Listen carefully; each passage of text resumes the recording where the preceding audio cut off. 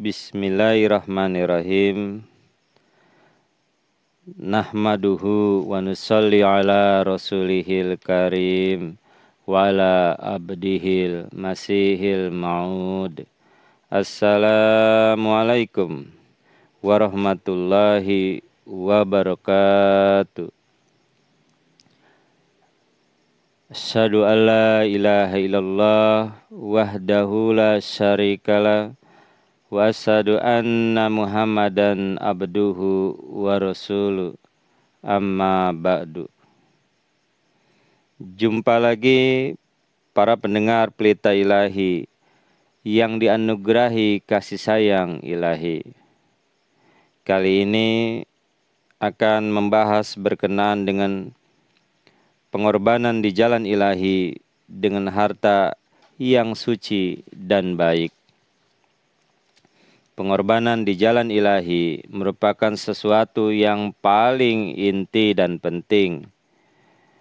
Pengorbanan orang-orang Ahmadi di jalan ilahi merupakan dalil dan bukti kebenaran. Pengorbanan tersebut tidak membuat para Ahmadi menjadi hancur dan binasa. Bahkan pengorbanan di jalan ilahi justru itu menjadikan dasar-dasar Ahmadi semakin kokoh dan kuat. Berkenaan dengan masalah pengorbanan, banyak sekali di dalam kitab suci Al-Quran Karim telah diterangkan. Salah satunya firman Allah Subhanahu wa Ta'ala yang berbunyi, A'udzu billahi minasy syaithanir rajim. Ya ayyuhalladzina amanu anfiqu min tayyibati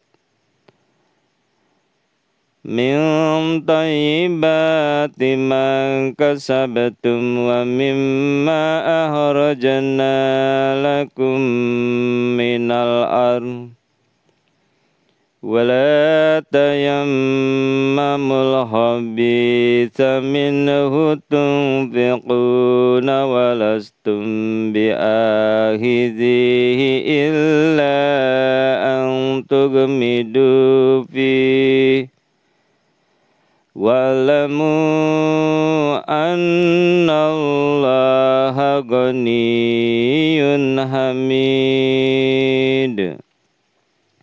Artinya, hai orang-orang yang beriman, belanjakanlah barang-barang baik yang kamu usahakan dan apa-apa yang kamu keluarkan dari bumi bagimu.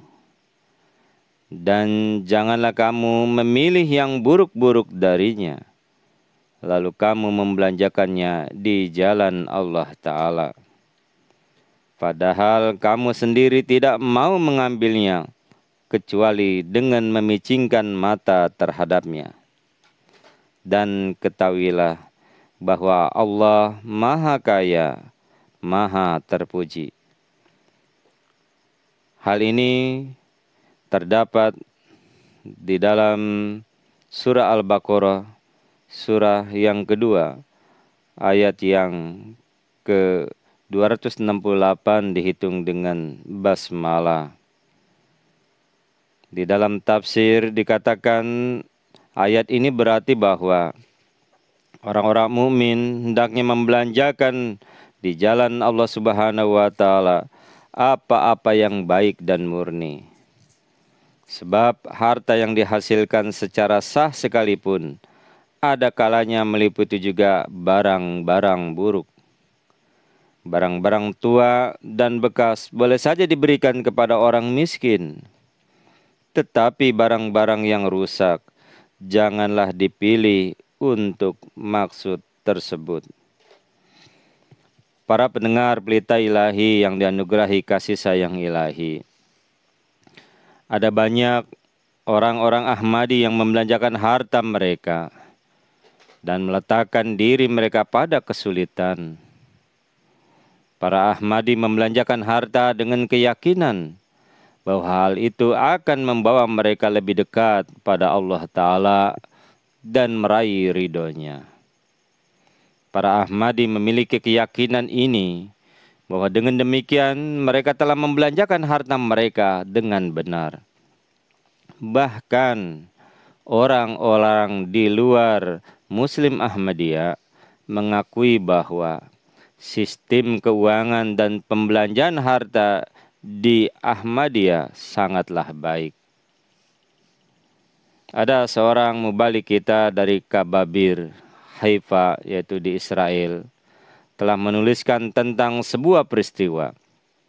Ia mengatakan ada 2 orang profesor yang telah pensiun dari Universitas Yerusalem dengan 2 orang kawan mereka mengunjungi rumah misi di Kababir. Kami bertemu dan berdiskusi. Lalu kami menunjukkan kepada mereka sistem keuangan di Ahmadi. Salah satu dari para tamu tersebut adalah seorang profesor dari Austria. Di akhir pertemuan tersebut, ia berkata, "Hal yang terbaik yang saya sukai dari Muslim Ahmadiyah adalah sistem keuangannya. Mungkin sudah ditentukan bagi kalian bahwa kalian membuat revolusi dengan kekayaan yang suci, dan saya mengucapkan selamat untuk itu. Maka dari itu, harta kekayaan yang suci diperlukan untuk berdonasi dan berderma. Allah Ta'ala telah berfirman, kalian harus membelanjakan harta dari kekayaan yang suci, yang didapatkan secara syar'i atau secara benar, dan tidak didapatkan secara curang. Bukan yang disembunyikan dari pajak, dan tidak didapatkan dengan cara-cara lain yang salah." Hal ini sesuai dengan firman Allah Subhanahu wa Ta'ala tadi, yakni di dalam surah Al-Baqarah, surah yang kedua ayat 268 yang dihitung dengan basmalah. Karena itu, sumbangan-sumbangan candah diterima hanya dari mereka yang pendapatannya suci, atau setidaknya harus diketahui bahwa pendapatan mereka tersebut tidak diperoleh dari cara-cara yang salah. Dan jika didapatkan dari cara-cara yang salah, maka sistem di dalam Muslim Ahmadi tidak akan menerima sumbangan dari mereka. Dan jika sumbangan yang seperti itu sudah diketahui statusnya, kemudian tetap diterima, maka saya akan kembalikan sumbangan mereka, atau akan saya turunkan para pengurus di jamaat tersebut yang menerima sumbangan candah yang diketahui tidak syar'i tersebut dari posisi mereka. Itulah apa yang dikatakan oleh Hadhr Khalifatul Masih Waqid. Dengan demikian, maka pokok tema adalah memberikan sumbangan dengan mengorbankan harta kekayaan yang suci. Inilah bagaimana berkat akan bertambah. Orang-orang di luar Muslim Ahmadi mengakuinya, sebagaimana juga sang profesor tadi yang sudah disebutkan juga mengakuinya. Hal ini menjadi bukti bagi orang-orang di dunia bahwa Muslim Ahmadi ini adalah orang-orang yang akan membawa revolusi. Karena itu, asalkan niat kita tetap suci, asalkan kita tetap mendapatkan pendapatan secara benar dan membelanjakannya di jalan ilahi, maka pastilah kita akan dapat membawa revolusi yang mana revolusi ini telah ditakdirkan bersama kita. Sebab ini adalah janji Allah Ta'ala kepada Hazrat Masih Maud alaihissalam. Kita tidak membicarakan mengenai membawa revolusi duniawi, namun yang kita bawa adalah revolusi keruhanian, yaitu kita harus menyebarluaskan pesan Nabi Muhammad Rasulullah SAW ke seluruh dunia. Dirikanlah ketauhidan Allah Ta'ala dan tunaikanlah hak makhluk-makhluk ciptaannya. Dan inilah bukanlah hanya slogan-slogan duniawi. Namun Allah Ta'ala telah berjanji kepada Hajrat Masih Maud salam untuk mendirikan kumpulan orang-orang yang benar-benar setia dan tulus ikhlas akan menyelesaikan tugas ini. Mereka adalah orang-orang yang akan memberikan pengorbanan demi terpenuhinya tugas-tugas tersebut. Para pendengar Pelita Ilahi yang dianugerahi kasih sayang ilahi, sabda Hajrat Masih Maud salam, pendiri Ahmadiyah, para sahabat Nabi Muhammad SAW menunjukkan contoh dalam kebenaran dan kesetiaan yang tidak dapat dibandingkan di dunia ini. Mereka menganggap berbagai penderitaan yang mereka alami sebagai hal yang mudah atas diri mereka sendiri. Sedemikian rupanya, sehingga mereka meninggalkan negeri yang mereka cintai, terpisahkan dari rumah, harta, keluarga, dan juga orang-orang tercinta mereka.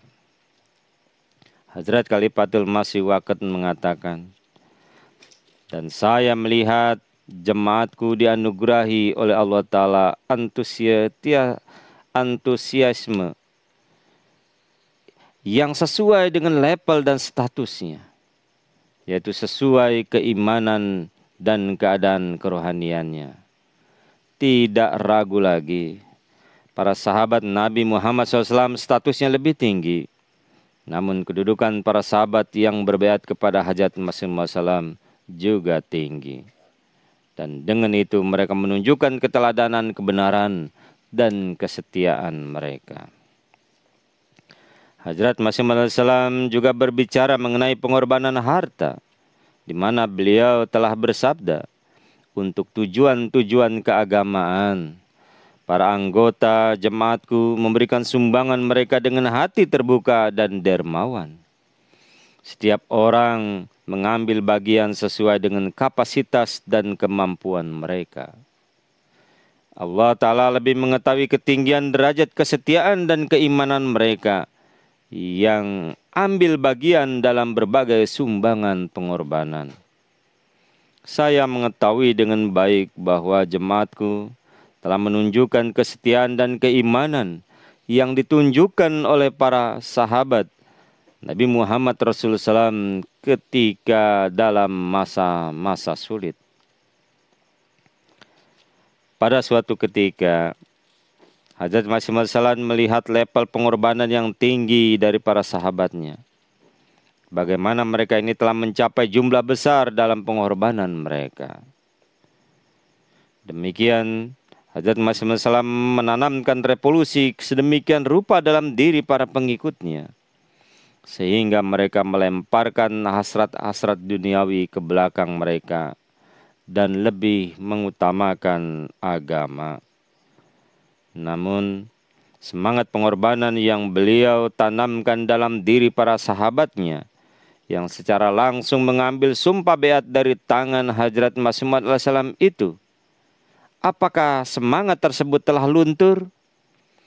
Apakah berakhir pada masa itu dan hanya untuk masa itu saja? Jika memang benar, maka tidak akan ada kemajuan dalam jamaat. Allah Ta'ala menjanjikan kepada Hajrat Masih Maud salam bahwa Dia menyampaikan reputasi dan kabar beliau alaihissalam ke pelosok dunia.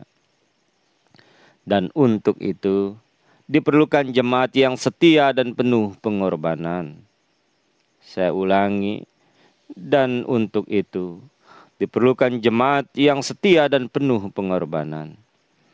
Begitu juga setelah menerima kabar berita ini dari Allah Ta'ala, beliau alaihissalam menyampaikan kabar gembira ini kepada jemaat beliau, bahwa setelah kepergian beliau alaihissalam, kekhalifahan akan dimulai yang akan menyelesaikan tugas-tugas beliau alaihissalam.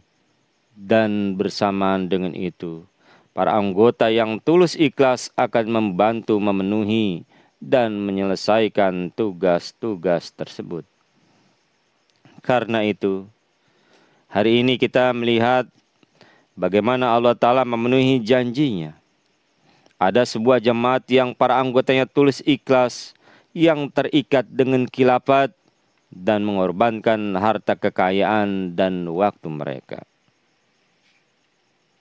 Para pendengar Pelita Ilahi yang dianugerahi kasih sayang ilahi, inilah beberapa hal berkenaan dengan pengorbanan di jalan ilahi, yang mana kita harus memberikannya dengan harta yang suci dan baik.